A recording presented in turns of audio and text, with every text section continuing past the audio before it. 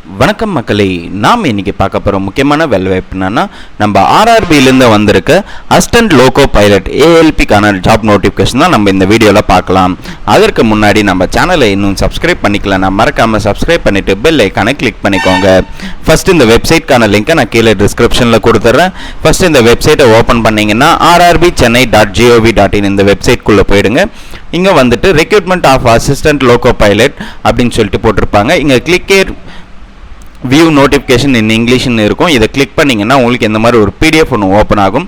இந்த பிடிஎஃப்பில் பொறுத்த வரைக்கும் உங்களுக்கு இந்த வேலைவாய்ப்புக்கு என்னிலேருந்து அப்ளை பண்ணலாம் பார்த்தீங்கன்னா, இன்றைக்கி 12/4/2025 11/5/2025 நீங்கள் இந்த வேலைவாய்ப்புக்கு அப்ளை பண்ணிக்கலாம். இந்த வேலைவாய்ப்புக்கு நீங்கள் ஃபீஸை வந்து பே பண்ணுற மாதிரி இருக்கும். இந்த ஃபீஸ் பே பண்ணுறதுக்கு லாஸ்ட் டேட் பார்த்தீங்கன்னா 13/5/2025 ஃபீஸை பே பண்ணணும். அதே மாதிரி உங்கள் அப்ளிகேஷனில் ஏதாவது ஒரு கரெக்ஷன்ஸ் இருந்ததுன்னா அந்த கரெக்ஷன்ஸ் வந்துட்டு 14/5/2025 23/5/2025 நீங்கள் கரெக்ஷன்ஸை பண்ணிக்கலாம்னு சொல்லியிருக்காங்க. ஸோ என்ன மாதிரி போஸ்டிங் பார்த்தீங்கன்னா அசிஸ்டன்ட் லோகோ பைலட் தான். ஸோ சேலரி பொறுத்த வரைக்கும் பேசிக்கில் 19,900 உங்களுக்கு ஸ்டார்ட் பண்ணுவாங்க. ஏஜ் லிமிட் பொறுத்த வரைக்கும் 18 30 வயசுக்குள்ளவங்க இருக்கிறவங்க தாராளமாக அப்ளை பண்ணிக்கலாம். வேகன்சி பொறுத்த வரைக்கும் 9,970 வேகன்சி சொல்லியிருக்காங்க. ஸோ இது நல்ல ஒரு ஹியூஜ் வேகன்சி தான், கண்டிப்பாக அப்ளை பண்ணிக்கலாம். ஸோ உங்களுக்கு வந்துட்டு நிறைய இங்கே இன்ஸ்ட்ரக்ஷன்ஸ் கொடுத்துருக்காங்க, அதாவது எக்ஸாம் ஆளுக்கு என்னென்ன கொண்டு போகணும் எதெல்லாம் கொண்டு போகக்கூடாதுன்னு சொல்லிட்டு. ஸோ இந்த இன்ஸ்ட்ரக்ஷன்ஸ் எல்லாம் கொஞ்சம் படித்து பார்த்துக்கோங்க. ஸோ அடுத்து வந்துட்டு பார்த்தீங்கன்னா உங்களுக்கு இந்தியன் சிட்டிசன்ஸ் தான் நீங்கள் அப்ளை பண்ணணும்னு சொல்லியிருக்காங்க. ஸோ ஏஜ் லிமிட் 18 30 போட்டிருக்காங்க. ஸோ ஏஜ் ரிலாக்ஸேஷன் பொறுத்த வரைக்கும் உங்களுக்கு இருக்குது.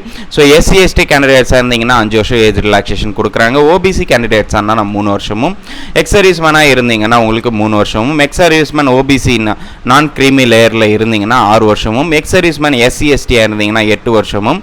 அதே மாதிரி ஆல்ரெடி வந்து நீங்கள் குரூப் சி குரூப் டியில் வந்து ஸ்டாஃபாக இருக்கீங்கன்னா உங்களுக்கு 3 வருஷம் எக்ஸ்டெண்ட் பண்ணுறாங்க. யூஆரில் EWS கேண்டிடேட்டானா 4 வருஷம் 40 வயசு வரைக்கும் இருக்கலாம். OBCயில் நான் க்ரீமி லேயராக இருந்தீங்கன்னா 43 வயசு வரை இருக்கலாம். SC ST கேண்டிடேட்ஸ் 45 வயசு வரை இருக்கலாம். ஸோ இதுவே வந்துட்டு ஃபீமேல் கேண்டிடேட்ஸ் வந்துட்டு விடோடு டிவோர்ஸ்டு இருக்கீங்க பார்த்தீங்களா, அவங்களுக்கு வந்து யூஆர் EWS கேண்டிடேட் 35 வயது வரைக்கும், OBC கேண்டிடேட் 38 வயது வரைக்கும், SC ST கேண்டிடேட்ஸ் 40 வயது வரைக்கும் அப்ளை பண்ணிக்கலாம்னு சொல்லியிருக்காங்க.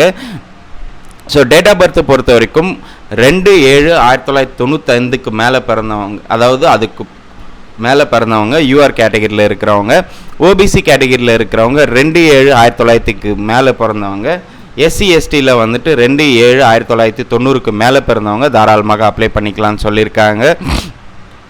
ஸோ எக்ஸாம் ஃபீஸ் பொறுத்த வரைக்கும் உங்களுக்கு அதாவது ஜென்ரல் கேட்டகரியில் இருக்கிறவங்க 500 ரூபாய் நீங்கள் பே பண்ணுற மாதிரி இருக்கும். அந்த 500 ரூபாயில் 400 ரூபாய் வந்து உங்களுக்கு ரீஃபண்ட் பண்ணுவாங்க. என்றைக்குன்னு பார்த்தீங்கன்னா உங்களுக்கு நீங்கள் எழுதுகிற ஃபஸ்ட்டு கம்ப்யூட்டர் பேஸ்டு எக்ஸாம் இருக்கும், first stage of computer based exam. அப்போ வந்து உங்களுக்கு அந்த அமௌண்ட்டை வந்து உங்களுக்கு ரீஃபண்ட் பண்ணிவிடுவாங்க. ஸோ நீங்கள் இங்கே அப்ளை பண்ணுறப்போ உங்களுக்கான பேங்க் டீட்டெயில் கண்டிப்பாக கேட்பாங்க. ஸோ பேங்க் டீட்டெயிலை வந்துட்டு நீங்கள் கரெக்டாக ப்ரொவைட் பண்ணிங்கன்னா உங்களுக்கு அந்த அமௌண்ட்டு ரீஃபண்ட் பண்ணிவிடுவாங்க.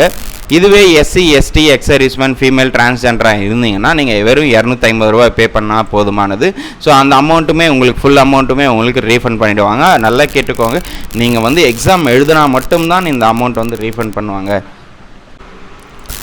ஸோ ரெக்ரூட்மெண்ட் ப்ராசஸ், அதாவது என்னென்ன ஸ்டேஜஸ் ஆஃப் வந்து நீங்கள் செலெக்ஷன் இருக்குன்னு பார்த்தீங்கன்னா, ஃபஸ்ட் ஸ்டேஜில் வந்துட்டு கம்ப்யூட்டர் பேஸ்டு எக்ஸாம் இருக்கும், செகண்ட் ஸ்டேஜில் வந்து கம்ப்யூட்டர் பேஸ்டு இருக்கும், அதுக்கப்புறம் கம்ப்யூட்டர் பேஸ்டு ஆப்டிடியூட் டெஸ்ட் இருக்கும், அதுக்கப்புறம் டாக்குமெண்ட் வெரிஃபிகேஷன் இருக்கும், அதுக்கப்புறம் மெடிக்கல் வெரிஃபிகேஷன் இருக்கும்.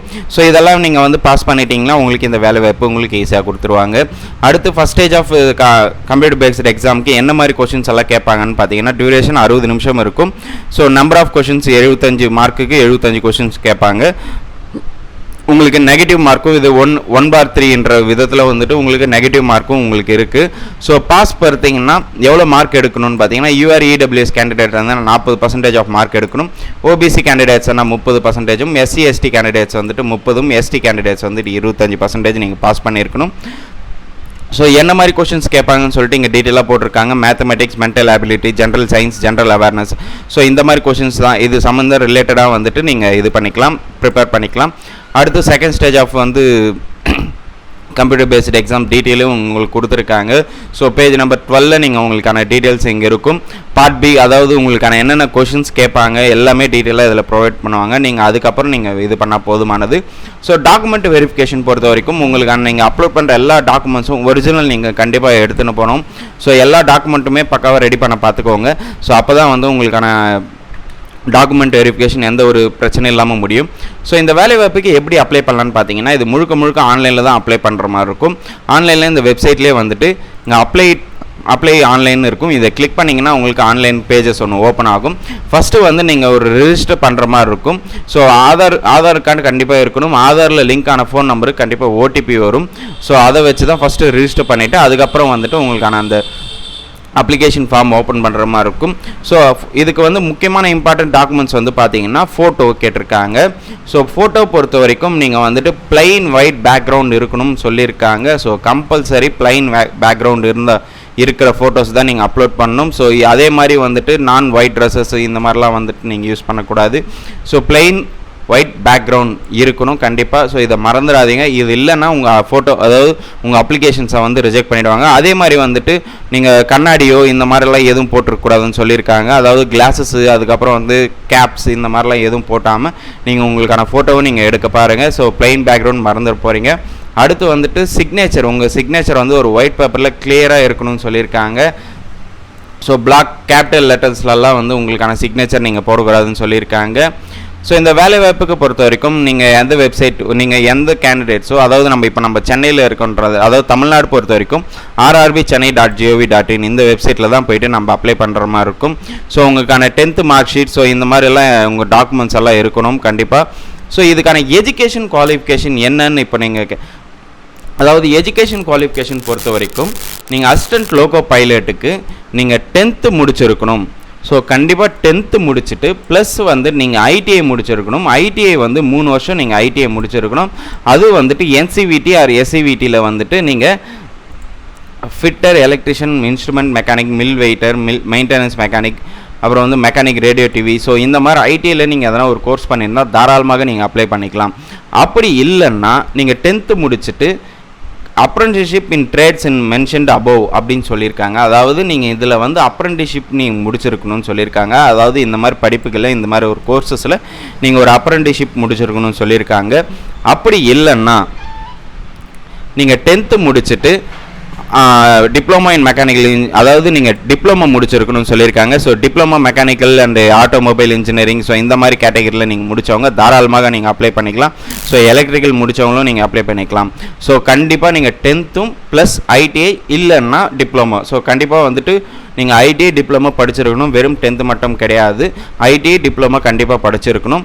ஸோ வேக்கண்ட் லிஸ்ட்ஸ் எல்லாம் உங்களுக்கு எங்கே போட்டிருக்காங்க பாருங்கள். நம்ம சென்னைக்கு பொறுத்த வரைக்கும் சதர்ன் ரீஜனில் யூஆர் கேட்டகரியில் 155 வேக்கண்ட்டும், எஸ்சி கேட்டகரியில் 56 வேக்கண்ட்டும், அதே மாதிரி எஸ்டியில் வந்துட்டு 37, ஓபிசியில் 73, இடபிள்யூஎஸில் வந்து 41. ஸோ டோட்டலாக 362 வேக்கன்சி உங்களுக்கு இருக்குது. ஸோ எக்ஸ் சர்வீஸ் மேனாக இருந்தீங்கன்னா 37 வேக்கண்ட் உங்களுக்கு இருக்குது. ஸோ தமிழ்நாடு பொறுத்த வரைக்கும் 362 வேக்கண்ட் இருக்குது. ஓகே மக்களே, இது ஒரு நல்ல வேலைவாய்ப்பு தான், கண்டிப்பாக பயன்படுத்திக்கோங்க. இந்த வீடியோ உங்களுக்கு பிடிச்சிருந்தா நிறைய பேருக்கு ஷேர் பண்ணுங்கள், லைக் பண்ணுங்கள், மறக்காமல் நம்ம சேனலை சப்ஸ்கிரைப் பண்ணிவிட்டு பெல் ஐக்கானை கிளிக் பண்ணிக்கோங்க. தேங்க்யூ.